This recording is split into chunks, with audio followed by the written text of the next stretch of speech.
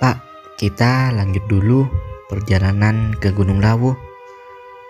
Kata bapak itu, nak, hati-hati, lak nyang Gunung Lawu, omongane dijogo, tingkah pulai dijogo, ojo aneh-aneh. Iki bulan suruh, ake demit metu soko sarangi.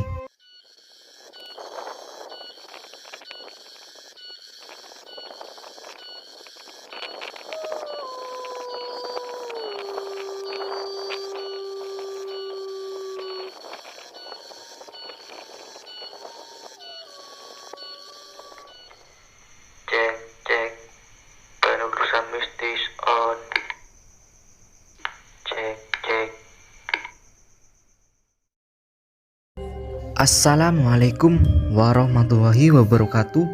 Kembali lagi bersama saya Re di channel Penelusuran Mistis. Kali ini saya akan membawakan cerita dari salah satu teman pendaki saya tentang pendakian Gunung Lawu. Tapi sebelum ke cerita, marilah kita berdoa agar terhindar dari gangguan makhluk gaib, jin dan setan. Berdoa mulai. Bismillahirrahmanirrahim. Rabbi a'udzubika min hamazati syayatin wa a'udzubika Rabbi ayyahdhurun.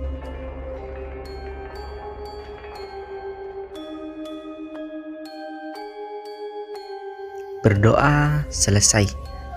Jangan lupa tekan tombol subscribe. Tanpa menunggu banyak waktu, langsung saja ke ceritanya. Jadi pada tahun 2014, saya sebut saja Reni, Virgo, dan Joni melakukan suatu pendakian ke Gunung Lawu. Mereka bertiga mengalami kejadian yang di luar nalar. Awalnya, saat waktu berada di kampus, kami bertiga ngobrol santai di kantin sambil makan mie instan. Biasalah, namanya juga anak kampus, kebanyakan yang instan. Hitung-hitung hemat uang saku buat bisa jalan, sekalian bisa-bisa melakukan suatu pendakian. Saat sudah selesai makan, Reni datang menghampiri kita berdua. Kemudian kita bertiga membahas pendakian Argopuro minggu depannya rencananya. Akan tetapi melihat jadwal Reni yang padat, ternyata ada mata kuliah yang harus dia tempuh. Kata Reni, gimana nih? Aku ada jadwal kuliah, sedangkan Argopuro membutuhkan waktu 5-7 hari. Kalau aku mendaki, ya bisa-bisa lebih dari itu. Lalu Virgo memberikan saran, gimana kalau kita ke Lawu aja? Kan pendakiannya lebih cepat. Aku browsing di Google, cuma 2-3 hari aja. Apalagi treknya juga lumayan landai. Kata Joni, ya sama aja, di Argopuro juga landai, tapi ya jauhnya itu, aduh gak tahu deh berapa hari nyampainya. Kata Joni, iya Ren, kita udah persiapan muncak, kalau gagal kan sayang. Gimana kalau kita majuin aja jadwalnya? Setuju nggak? Iya dah, setuju, daripada gak muncak. Tapi sekarang bulan suruh, ujar Reni. Tapi kata Virgo, ya gak apa-apa lah, kita kan cuma muncak, gak aneh-aneh juga di sana. 3 hari lagi kita berangkat. 3 hari berlalu, kita kumpul di kosan Joni. Gimana, kalian udah siap perlengkapannya? Udah, semuanya udah siap. Singkat cerita, kita jalan sampai di Magetan. kita mengalami ban mobil pecah jam 2 dini hari. Lalu ada bapak-bapak lumayan tua membantu kita mengganti ban yang bocor. Setelah selesai ganti ban, kita berterima kasih kepada bapak itu. Sekalian juga berpamitan mau ke Gunung Lawu. Pak, kita lanjut dulu perjalanan ke Gunung Lawu, kata bapak itu. Nak, hati-hati, nak nyang Gunung Lawu, omongane dijogo, tingkah pulai dijogo, ojo aneh-aneh. Iki bulan suro, ake demit metu soko sarangi. Artinya itu, nak, hati-hati kalau ke Gunung Lawu. Jaga tingkah laku, jaga bicara, jangan bertindak aneh-aneh. Ini bulan suro, banyak makhluk gaib keluar sarang. Iya pak, terima kasih banyak sudah diingatkan. Singkat cerita, kita melakukan perjalanan ke Gunung Lawu. Sampai di base camp Cemoro Sewu, langsung aja Reni dan Virgo mengurus si Maxi sambil tanya ke penjaga. Tadi rame yang naik mas, kata penjaga itu.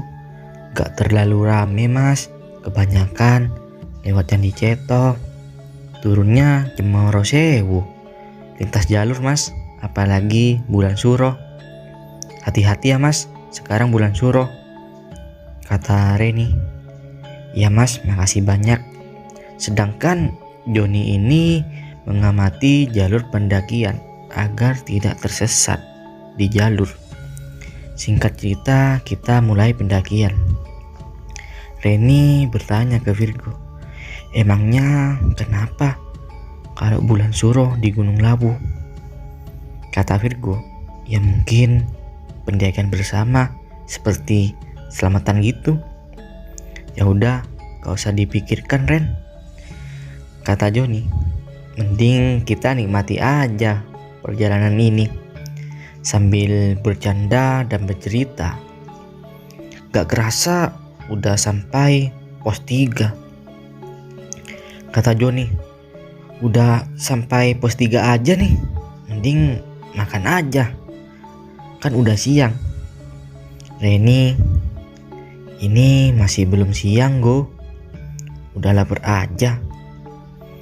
Lalu Joni berkata pada Virgo dan Reni, daripada mati kelaparan mending masak aja. Hus, kamu jangan ngomong gitu John, ujar Reni. Ya maaf, cuma bercanda aja. Sesudah memasak, kita bertemu rombongan asal Jakarta yang beranggotakan 8 orang. Lalu Reni tanya, Mas, di atas rame nggak yang mendirikan tenda? Salah satu rombongan itu bilang, nggak terlalu rame juga mbak, tapi saran aja ya, kalau mau mendirikan tenda jangan di atas pos 5. Lalu Reni bertanya dengan muka penasaran, emang kenapa mas dengan pos 5? Kata salah satu rombongan, ada yang aneh mbak di sana, awas aja ya. Ya tapi kalau cewek cantik kayak mbak gak bakal diganggu kok, sambil bercanda. Padahal aslinya serius sih. Kata Reni, bisa aja mas ini. Singkat cerita, rombongan itu melanjutkan perjalanan dan kita bertiga juga lanjut perjalanan. Di tengah trek kami ketemu nenek-nenek yang mukanya pucat memakai tongkat yang perjalanan turun. Kita terdiam aja, gak menyapa, apalagi nafas kita yang tinggal dikit gara-gara pendakiannya ya lumayan terjal. Lewat aja tuh nenek-nenek dan kita beristirahat sejenak di atas batu. Tak lama kemudian ada pendaki dari bawah mau ke puncak. Mereka berasal dari Jogja dan beranggotakan 5 orang. Berhenti di dekat kami. Reni coba menyapa Mas dari Jogja itu. "Berlima aja nih Mas," kata pendaki Jogja. "Iya Mbak, kita cuma bertiga aja." Lalu balik tanya, "Emangnya Mbak ini cuma bertiga aja ya?" "Iya Mas, kita bertiga aja." "Oh iya Mas, tadi gak kelihatan nenek-nenek turun. Kasian ya Mas, apalagi udah tua. Mungkin lagi cari kayu bakar atau lagi jualan di atas. Kan banyak warung di atas." Tapi respon dari pendaki Jogja itu, mereka sambil kebingungan apa yang dimaksud kita gak ketemu orang papasan, apalagi nenek-nenek. Mungkin Mbak ini halu ya. Lalu Reni meresponnya, "Loh, masa iya Mas? Padahal tadi ada jelas nenek-nenek lewat. Tanya aja nih sama temanku," kata Virgo dan Joni. "Iya Mas, bener Mas, tadi ada nenek-nenek," kata pendaki Jogja itu. "Kita ini berlima, gak ada orang yang papasan dengan kami. Kalau monyet ada," sambil bercanda pendaki Jogja itu. "Ya udahlah, kita bareng aja ke puncak yuk." "Reni, hebat dong, bisa ngilang gitu ya." "Ya udah, kita bareng aja ke puncak, sekalian nambah saudara dan nambah barengan juga," sambil bercanda dengan pendaki asal Jogja itu. Gak kerasa kita sampai di pos 5 sore harinya. Akan tetapi pendaki Jogja itu ngajak mendirikan tenda di atas pos 5. Katanya biar lebih bagus gitu pemandangannya. Kata Reni, "Ya udahlah Mas, kalau di sana bagus, kita camp di sana aja. Kita juga gak tahu mana yang bagus. Apalagi pertama kali ke Gunung Lawu." Setelah mendirikan tenda, pendaki Jogja itu ngajak jalan ke Hargo Dumila, tempat makam Prabu Wijaya V. Kata kita bertiga, "Udahlah, ini udah jam 4 sore Mas, gak kemalaman," kata pendaki Jogja. "Deket Mas, dari sini gak nyampe setengah jam. Udah sampai Hargo Dumila nih.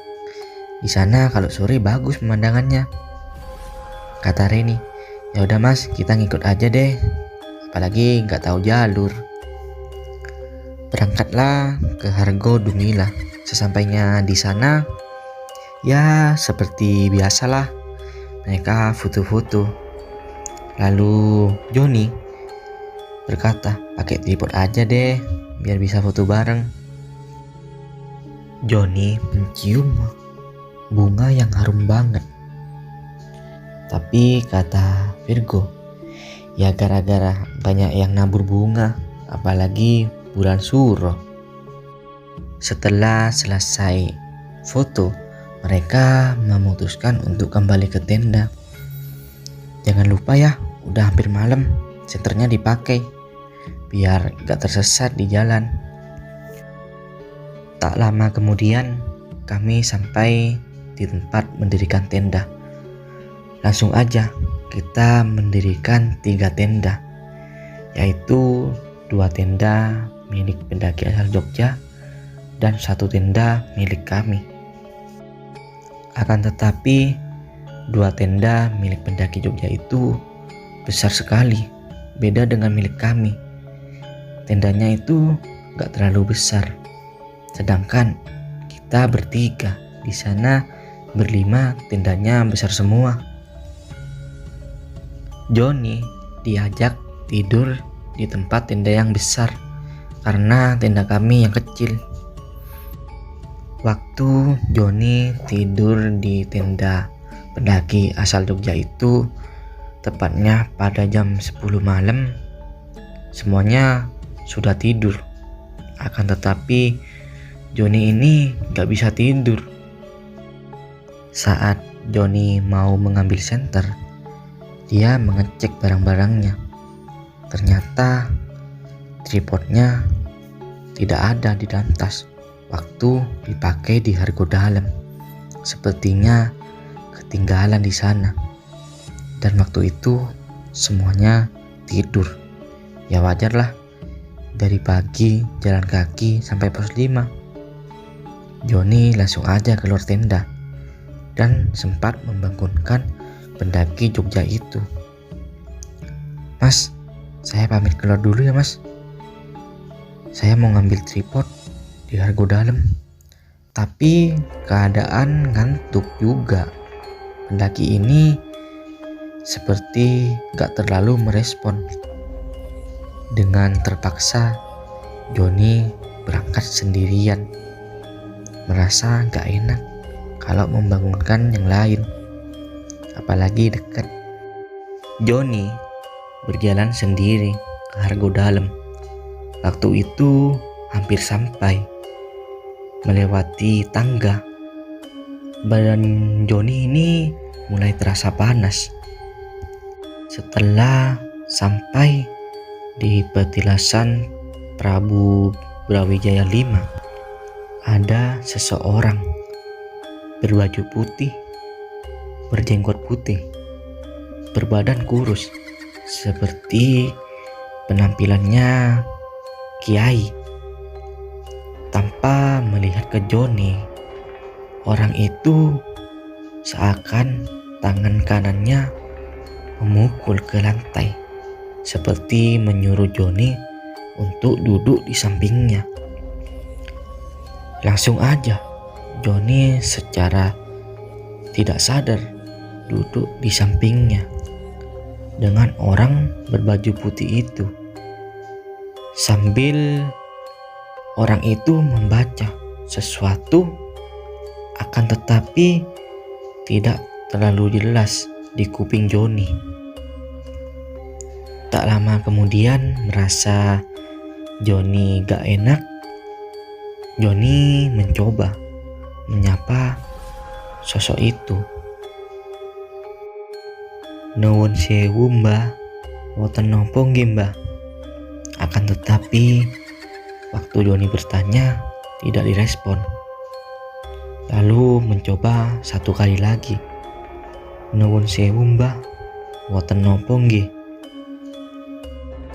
Waktu menyapa untuk kedua kalinya, beliau itu menoleh ke Johnny. Matanya itu seperti harimau yang berkilau, memancarkan sinar dari matanya. Johnny langsung aja terbawa ke alam bawah sadar. Dan keadaan itu seperti membawa Johnny ke kerajaan zaman dahulu.